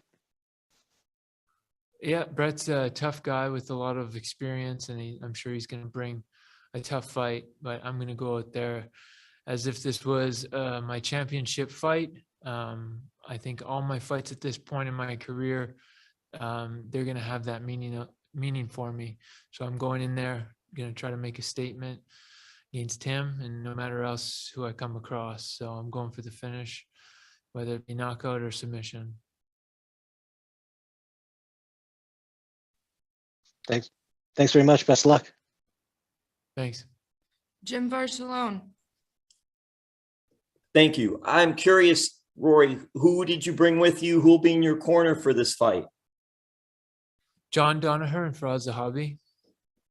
And what was it like? You mentioned about training and doing different things. So where did you do your training for this fight to prepare and get you ready?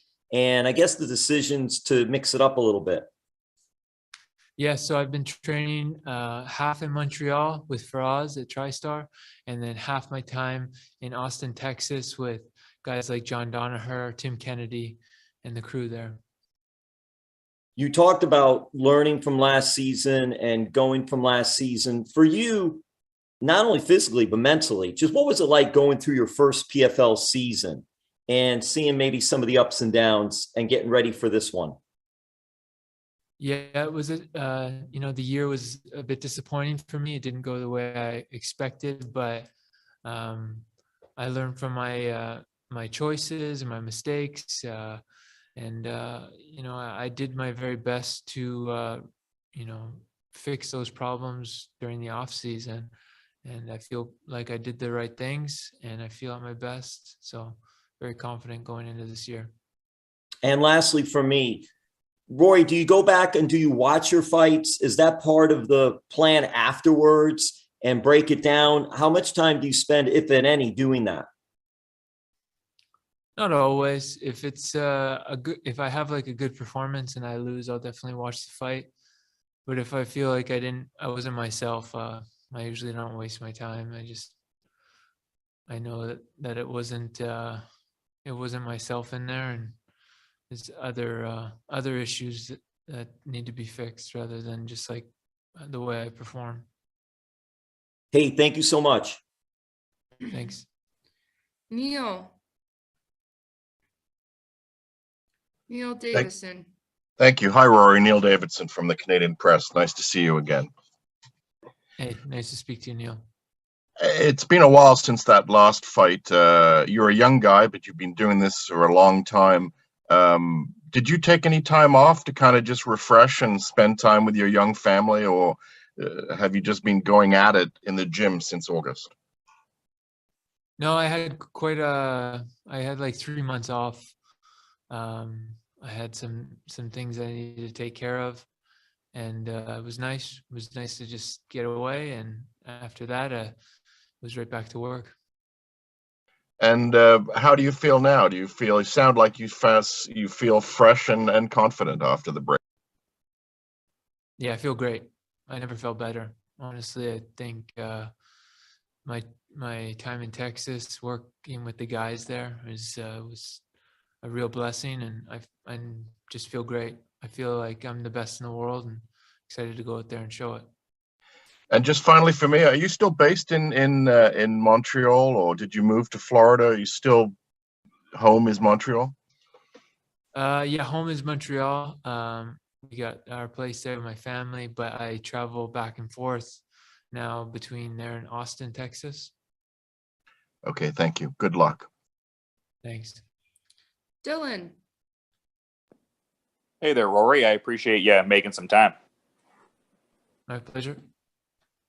I'm just curious because, like, as a Canadian, I had noticed the training landscape with a lot of gyms was a little dicey for a period of time. So to that point, how great is it to be able to get back to business with like TriStar and kind of have that like normative training dynamic there again? Yeah, it's been great. A lot more guys are at the gym, and it's just a better atmosphere, not having to worry if the cops are going to show up or get complaints or have to worry about that kind of thing. Yeah, for sure. And something I was noticing on the Instagram there, I saw your son Rocky was getting in some bag work there. It seemed like the injury wasn't stopping him from getting in a little bit of exercise. Are we looking at the Red Prince there? Is he maybe going to compete one day, you think? I don't know. He'll definitely know how to fight, but I don't know if go down that road for a career. We'll see.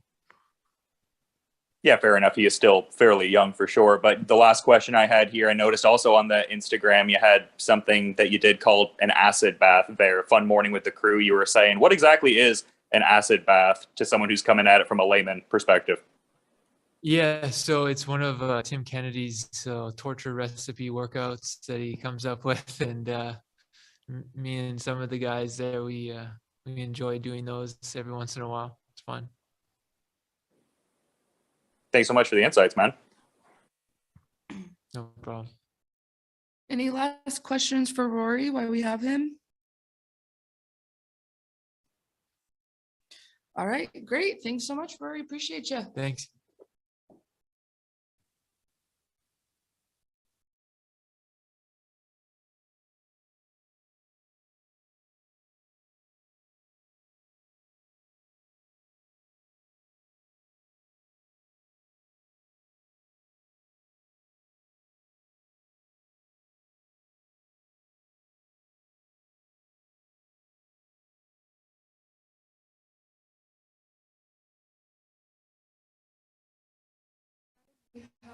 Julia Budd with us.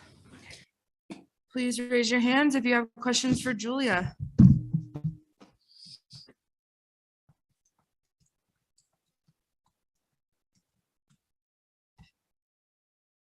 Lorenzo. Hey, Julia, thanks for taking the time with us. You've gone the distance in each of your last 3 fights, and you have 9 wins by decision in total. What do you think that says about you as a fighter? Do you take some extra pride in the fact that your opponent may see that and say, damn, this girl's ready to go to war today? Yeah, like I'm ready to go to war for all 15 minutes, but this camp specifically, I'm prepared for finishes every round. So, but yeah, I can go 15 minutes, I can go 25 minutes, I can go 45 minutes. It's yeah.